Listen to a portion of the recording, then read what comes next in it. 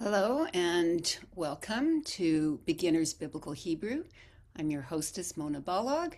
The website that I'm going to take some of the information off for today's introduction to this beginner's class is studytorah.com.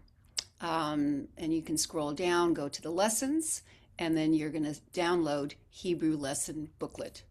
All right, so let me just go here.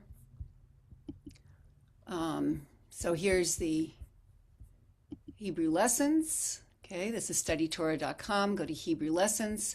And over here it says download the PDF Hebrew lessons booklet. So I already did that. I'm going to go right here. And let's just dive in. Why learn Hebrew? Hebrew is an ancient language that goes back at least 3,500 years to the time of Abraham and Moses.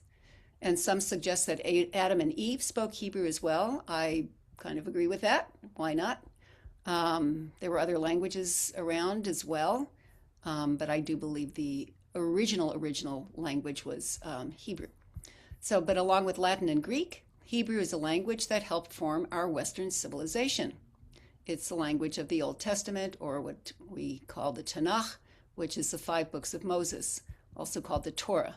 And with the prophets and writings, makes up the whole Tanakh, the whole Old Testament. Hebrew is a sister language of Aramaic, which was spoken by a whole bunch of people in the New Testament and also throughout the Jews wandering around in the Middle East. Both languages use the same Hebrew alphabet. Okay, so when you learn to read Hebrew, you can also read Aramaic. Today, there are 2 forms of Hebrew in use. There is, of course, modern Hebrew, which is spoken in Israel, and then there's biblical Hebrew, which I believe is quite a lot simpler than modern Hebrew. I didn't have too much difficulty learning modern Hebrew as an adult. Biblical Hebrew as an adult, but I did have some trouble with modern Hebrew, but that's just me. But anyway, biblical Hebrew is used by Bible scholars and lay people alike throughout the world to directly understand the biblical Hebrew texts. As we all know, the Hebrew is written from right to left, which we call backwards. Because of this backwards writing, the scroll of the Torah, which is the 5 books of Moses, is rolled out from right to left. And many other books written in Hebrew, especially biblical ones, are written backwards, starting with what we would call the back of the book and then moving forward towards the left. Hebrew is a sparse language. It has only 22 letters, and the letters in Hebrew books are the same no matter what edition is printed. It's the same letters throughout history. The Torah doesn't change. The Tanakh doesn't change. Human writings do, but not the Torah. The vowel sounds, on the other hand, are somewhat variable depending on whether it's modern or biblical Hebrew. So the Hebrew, as written in the original Torah scrolls, has no vowel markings and no grammatical signs, such as periods and commas. Similarly, the written Hebrew in the state of Israel today has no vowels, but it does have grammatical signs. And vowel pronunciation today in Israel is inferred from how the vowels are pronounced on the street. So basically how everybody chooses to pronounce things as the language evolves. Biblical Hebrew does not evolve. So here's an example. This is from a website called Mechon Mamre. And here is, so Mechon Mamre, Mechon Mamre. And here is Deuteronomy chapter 26, Parsha Ki Tavo. So here you can see, here's an Aleph, that's the number 1, Beit, number 2, Gimel, number 3, and you've got the letters, but you also have the vowel markings, and you have some grammatical dashes and so forth, and commas and periods. In the scroll, though, all you have is the letters, and I'll show you briefly what one of these looks like. Here it is. You can see a little bit of this. This is from Parsha Chaye Sarah. So you can see the Hey, the Nun, the Hey, Yud, Lamed, Dalet, Hey, and so forth. You see the letters, but there are no dots and dashes. This is directly from the the Torah scroll. There it is. Alrighty. So now,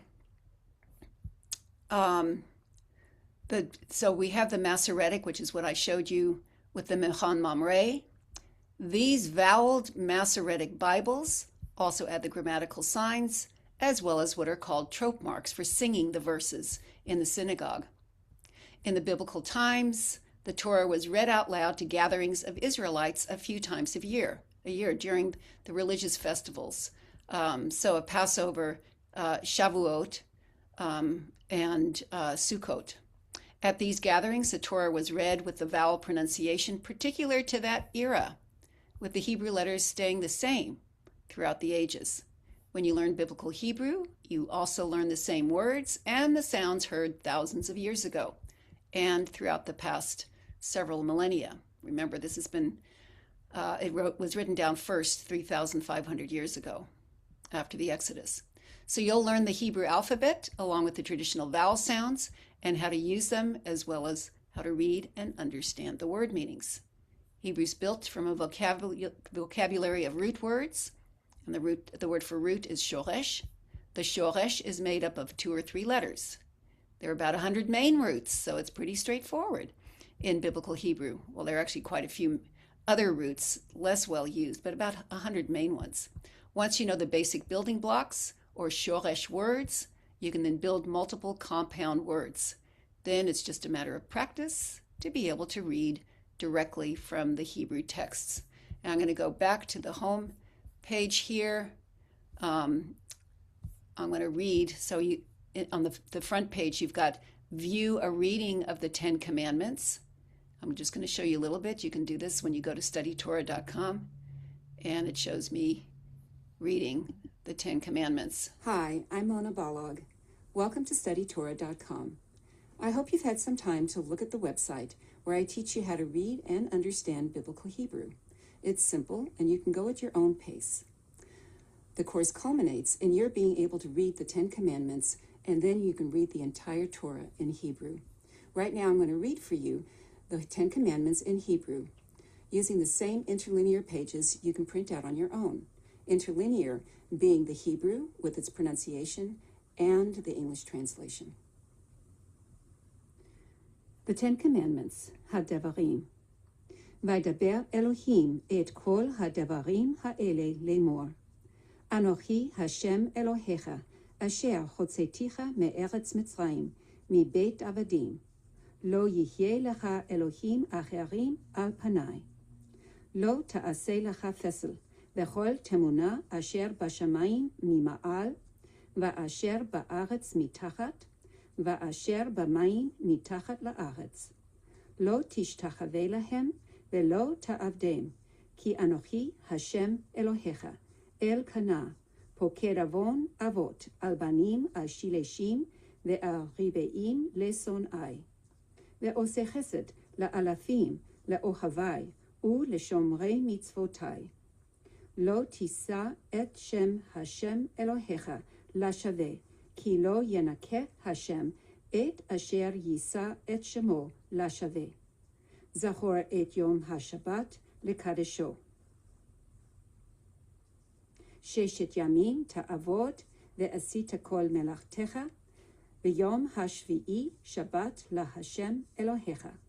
Lo ta'aseh chol melacha, ata u'vincha u'vitecha, avtecha va'amatecha u'vehemetecha, v'gercha asher bi she'arecha.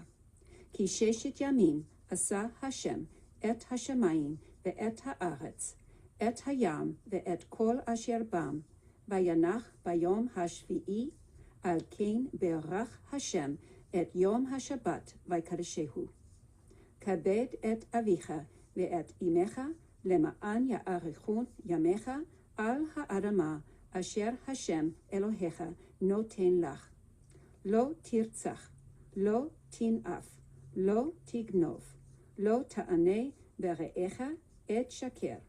Lo tachmod beit re'echa, lo tachmod eshet re'echa, ve'avdo va'amato ve'shoro v'chamoro ve'chol asher le're'echa. Okay, so that's the Ten Commandments, and you can actually uh, print out a interlinear Ten Commandments, the same thing that you saw right there. Okay, here's a PDF, and okay, you can just, that's exactly the same thing that I read from. All right, so you can look through that. Eventually, you'll be able to read this. It may take a few months or so, anywhere from 3 to 6 months to be good enough to understand, to read and then understand that. So I look forward to teaching you, and I will see you when the class begins. Shalom.